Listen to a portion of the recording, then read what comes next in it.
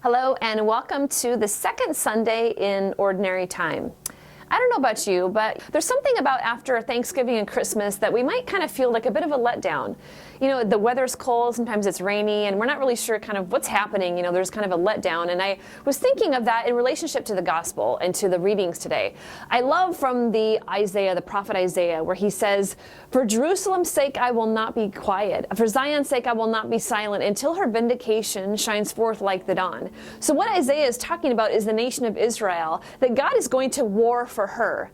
And then he says that it's very famous, but I just want to really relate it to you in your life. He says, no more shall your land be called desolate or forsaken, for the Lord delights in you.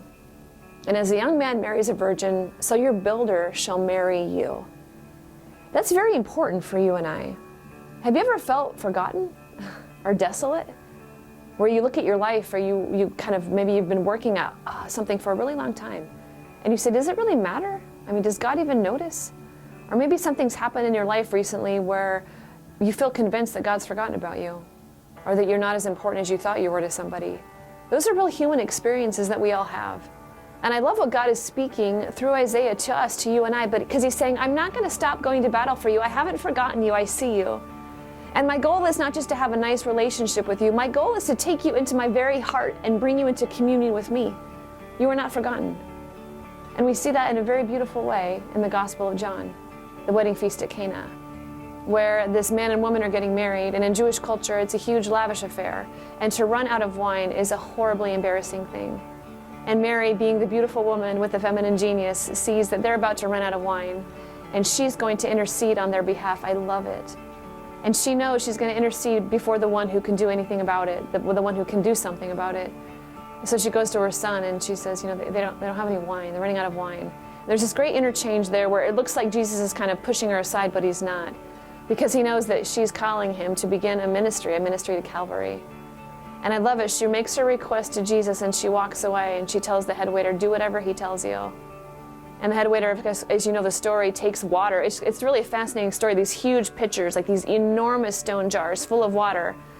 And they fill it with water, and then they're supposed to take it, you know, in faith to the head waiter so he can taste it.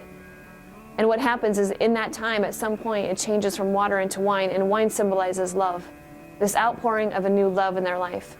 And that's when the head waiter says, you know, many times people serve the best wine first, and ever people get their drink on, you know, they serve an inferior wine, but he said, you have saved the best wine for last.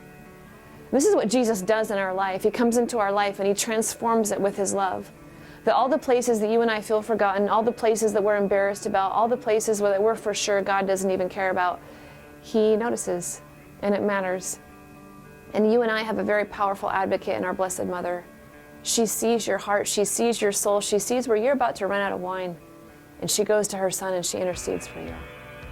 This is a beautiful thing. You know, St. Paul talks about all the gifts that we have. These gifts are born out of love, gifts that are freely given and transformed in his love. So let's press into that this week, all the places in our hearts where we feel desolate or forsaken, knowing that God sees all and knows all, and he loves us right there. God bless you. Have a wonderful week.